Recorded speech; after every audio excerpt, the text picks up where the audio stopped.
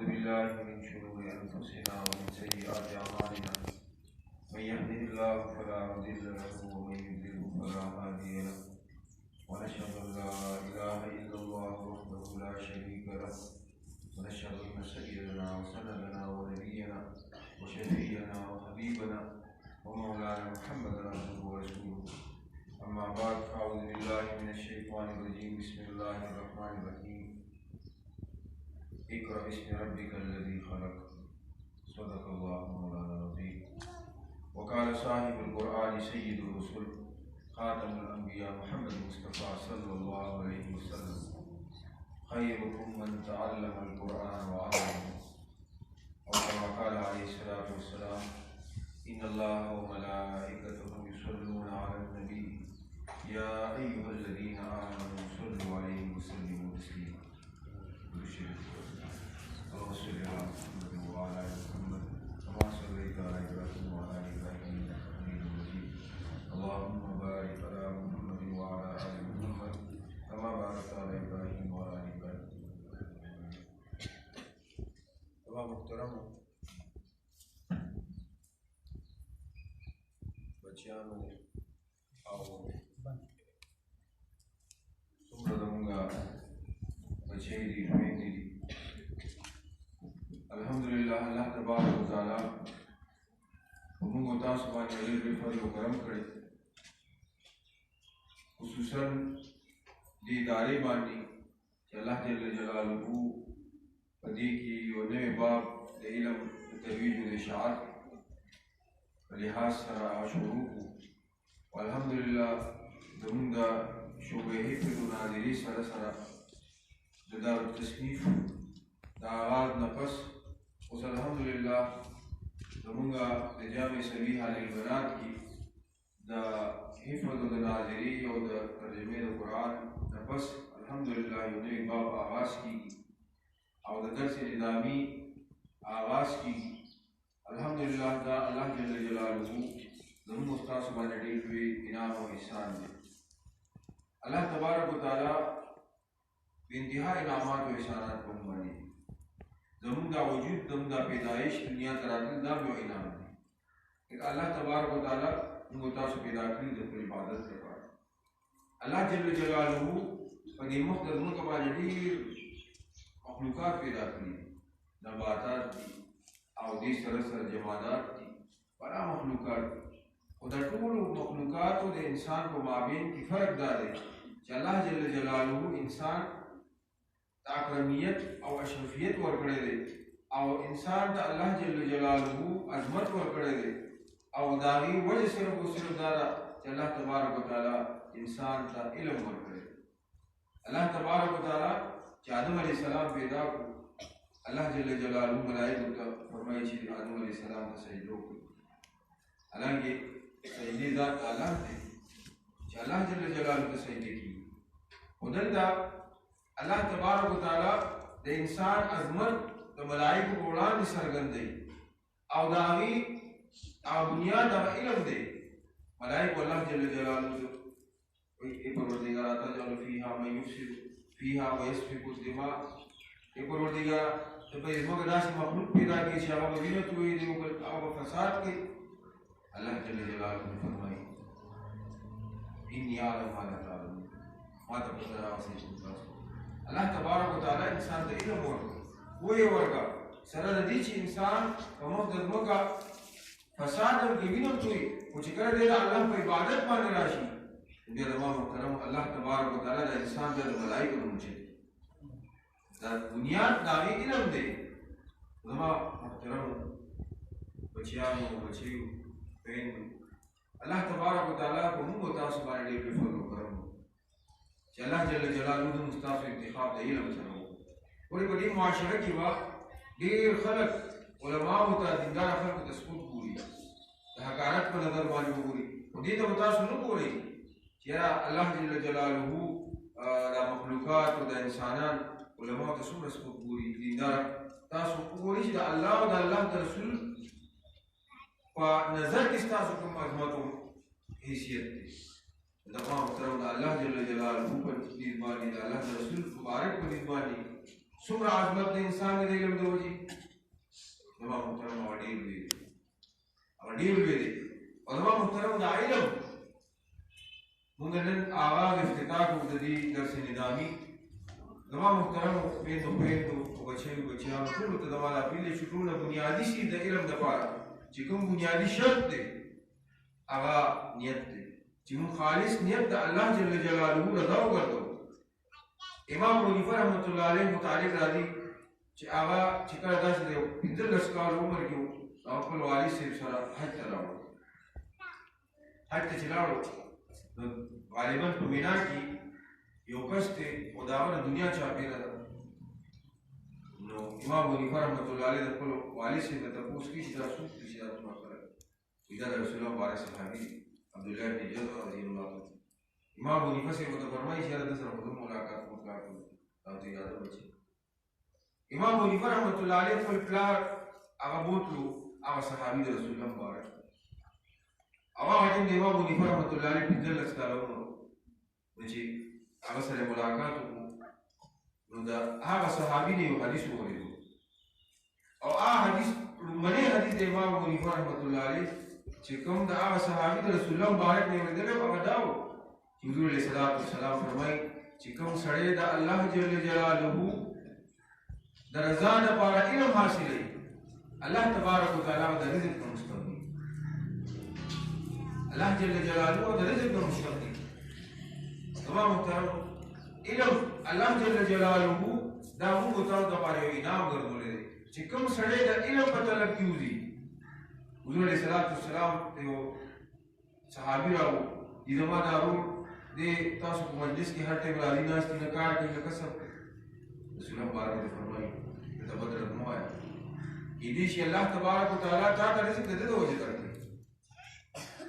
دا په موږ ستاسو باندې فضل دی خصوصا زموږ دا بچی چې کوم الحمدلله د علم دپاره د دې انتخاب وشو او دی الحمدلله نن د هغې د درس نظامي افتتاح ده. نو تاسو د خپلو والدینو شکر ادا کړئ د الله جل جلاله نه بس ځکه چې زموږ زمیندارۍ کورونه دي او هر انسان وایي چې یاره ما دا بچیان دی د کار کسب کوي دی د کوټې کې لوونه کوي دی د کارونه کوي خو چې په دې کې یو پلار خپل بچی ته یا بچي ته وایي چې بچی لاړ شي مدرسې ته لاړ شي علم وکړه لاړ شي د علم زده کړه وکړه. دا د الله جل جلاله نه پر تاسو باندې خپلو والدینو ډېر لوی فضل وکړه خپلو والدینو شکریه ادا کړئ هغوی تاسو انتخاب د دې دپاره وکړو. دا زموږ افتتاح ده او انشاءالله الله تبارک وتعالی به دا مدرسه یو موږ ستاسو لپاره الله پاک یو انعام ګرځولی دی دا یو احسان دی چې الله جل جلاله په دې ځمکه باندې د دې انتخاب وکړو او انشاءالله یو وخت به راځي چې الله جل جلاله به د دې نه د قال الله د قال رسول هغه صداګانې هغه پورته کوي او انشاءالله دا ګیر چاپېره محلي دا ټولې علاقه هغه دې سره منور وي. زما محترمو ټولو زما دا اپیل دی چې ټول نه بنیادي شي هغه اخلاص دې دپاره به علم کوئ چې مونږ صرف او صرف د الله د رضا لپاره کوم مقصد د الله جل جلاله د دنیا ته راستولی چې هغه مقصد حاصل شي هغه مقصد د الله په عبادت سره حاصلېږي هغه مقصد د الله په رضا سره حاصلېږي. او زما محترمو د الله جل جلاله رضا د علم په طلب کې ده د علم په حصول کې ده او د دې زده کړه کې ده. او زموږ چې څومره اکابر تېر شوي زموږ څومره مشایخ تېر شوي دي بزرګان دین تېر شوي هغوی دې لپاره ډېر لوی محنت کړی ده ډېر لوی قرباني ورکړې ده. امام بخاري رحمت الله علیه هغه خپل سفر د علم په طلب کې چې کړی نو مور ورته ډوډۍ پخېږي هغه ډوډۍ به خوړلې هغه څو موده هغه بلا شي روټیانې وي هغه به وچې شوي بلکل بیا به هغې هغه لندولې بیا یې ورځ خپلې کپړې هم خرڅېږي خپل د درس طلبا ملګري هغوی حیران دي چې یاره امام بخاري صاحب یې نشته امام بخاري صاحب په باره کې چې معلومات شو هغه یې خپلې کپړې هم خرڅېږي ځکه چې خوراک سره بیا ورته یو ملګري ساده و نو دومره قربانیانې زموږ ائمهو زموږ اکابرو زموږ مشایخو هغه تېر کړي دي او هغوی یو لحظه د علم په طلب کې تېره کړې هغوی یو منټ یې نه ضایع کړه داسې بزرګان تېر شوي چې هغوی په باقاعده تصنیف او تالیف کار کولو نو چې کله به هغوی قلم پخوا به دا قلمونه د لرګي وو هغوی به دا څوکې چې خرابې شوې نو هغه به قلم هغه څوکه سموله نو هغه چونکه سمونو په دوران کې یو منټ یا شپږ 2 منټه یا څومره هغې کې لګېدل هغې کې به درېیمه کلمه وي لا اله الا الله او دا کلمې نو هغه وخت هغه چېرته نه دی ضایع کړی زموږ څومره مشایخ وو زموږ اکابرو هغه د دین دپاره ډېره قرباني ورکړې ده ډېر لوی لوی سفرونه هغوی تېر کړي دي زموږ خپل نیکه حضرت ابوغیث صاحب رحمت الله علیه سید مهربان علي شاه بخاري رحمت الله علیه او پیر مهر علي شاه د ګوړه شریف او ډېر لوی بزرګ تېر شوی دی یو ځای سفر کړی د هندوستان د مختلفو علاقو دا ډېر لوی اکابرو زموږ بچاول صاحب رحمت الله علیه او زموږ څومره مشایخ د هندوستان او یو ځای د علم په طلب کې هغوی تېر کړي دي زموږ ډېرو مشایخو په عراق کې او په شام کې په کوم کوم ځای کې هغوی به چلېږي شي نو محترمو دا الله تبارک وتعالی زموږ انتخاب کړی دی او زموږ په کورونو کې زموږ په دو قدمونو کې الله پاک موږ ته مدرسه راکړه د دین یو مقام مرکز یې راکړو زما محترم د دې آبادول په علم باندې کېږي د علم په طلب او د علم په ترویج او اشاعت کېږي انشاءالله دا سلسله روانه شوه او انشاءالله زموږ او ستاسو ما بنیادي خبره تاسو ته وکړه چې دې کې بنیادي چیز نیت دی ټول اول نیت به خالص د الله جل جلاله رضا ګرځوئ او دویم د هغې نه پس ادب او احترام دی ځکه چې علم یو داسې شیز دی چې دې لپاره ادب بنیادي شي که ته کوم ځای سبق وي یو بچی یا بچی سبق وي نو کوم مدرسه کې سبق وي د هغه مدرسې د آدابو د هغې به خیال ساتي چې کوم استاد د سبق وي د هغه استاد به عزت کوي د هغه به خیال ساتي د هغه به ادب او احترام کوي اساتذې کرامو ادب او احترام په دغه شان دي زموږ یو ټیپایي دی په هغې زما کتاب پروت دی هغه ټیپایي هم زه خپله اړو ځکه په هغې باندې زما د علم کتاب پروت دی د قرآن او د حدیثو کتاب پروت دی د فقه کتاب پروت دی د دې ټولو څیزونو به خیال ساتئ او د دې مدرسې سره محبت ساتئ عقیدت به ساتئ د دې اساتذې کرامو سره عقیدت او محبت ساتئ انشاءالله الله جل جلاله تاسو ته علم درکړي یو بزرګ واقعه ته بیانوم هغه شاګردانو ډېر لوی عالم تېر شوی دی غالبا امام سرخسي رحمت الله علیه او یو ځای ته هغه لاړو شاګردانو ته راغلل یو شاګرد یې نشته یاره شاګرد فلانی شاګرد نشته وایي هغه د مور پلار خدمت ته ایسار شوي دي کې هغه راورسېدو چې کله دی واپس یې کول دې ته تپوس وکړو امام سرخسي رحمت الله علیه وایي چېرته یې بچې وایي د مور پلار خدمت او دلته امام سرخسي رحمت الله علیه شاګرد ته بددعا نه کوي تصحیح یو خبرې کوي باقاعده حدیث کې راځي چې کوم سړی د استاد ادب او احترام کوي الله پاک به د ده په علم کې برکت اچوي چې کوم سړی د والدینو ادب او احترام او خدمت کوي الله پاک به د ده په عمر کې برکت اچوي امام سرخسي رحمت الله علیه فرمایي دا کوم شاګرد چې وروستو راغلو د ده په عمر کې برکت وي په علم کې به برکت وي او بیا تاریخ کتابونه لیکي چې ما بچې هغه شاګرد د هغه په علم کې برکت نه عمر کې برکت عمر طویل لوی عمر برکت په علم کې برکت دی او نور هغه شاګردان چې کوم د استاد لپاره بالکل تابعدار ولاړو هغوی په علم کې الله جل جلاله برکت دې د وجې زما ټولو شاګردانو ټولو ته دا اپیل دی چې د خپلو اساتذې کرامو انتهایي د زړه نه ادب او احترام دا به نه ګوري چې دا استاد څوک دی څوک نه دی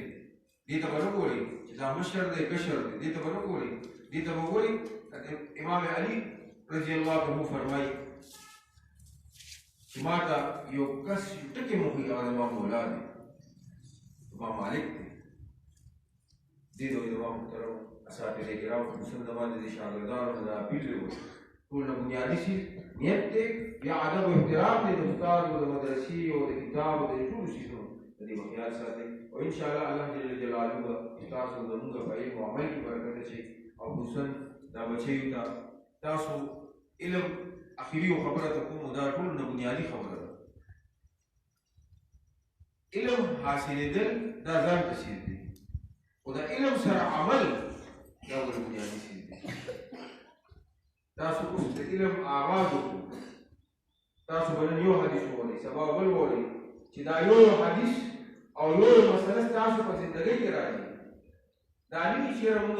علم حاصل کړو ډګري مو واخیسته سند مو واخیستو زه عالم شوم یا زه عالمه شوم او ما ته یو ډګري میلاو شو نه اوس زه اوس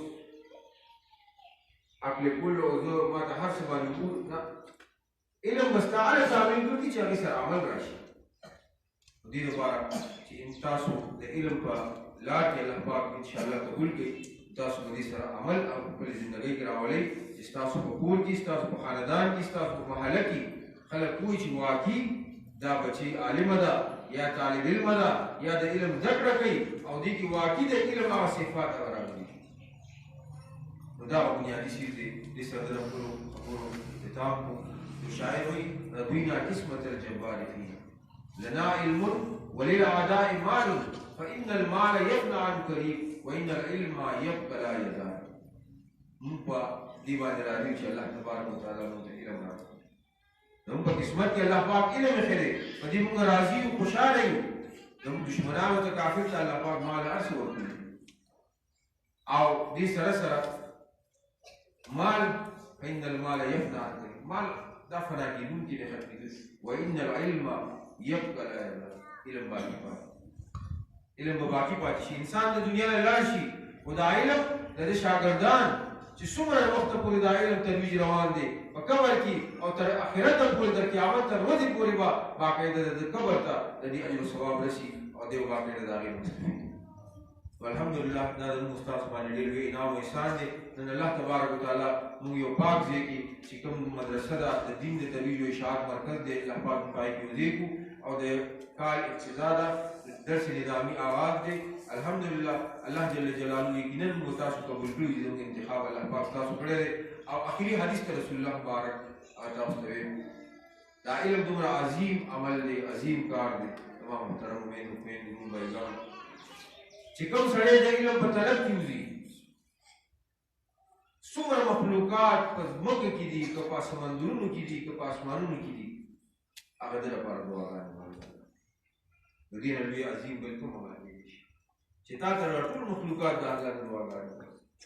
تا ته ملائکه ورته خورېږي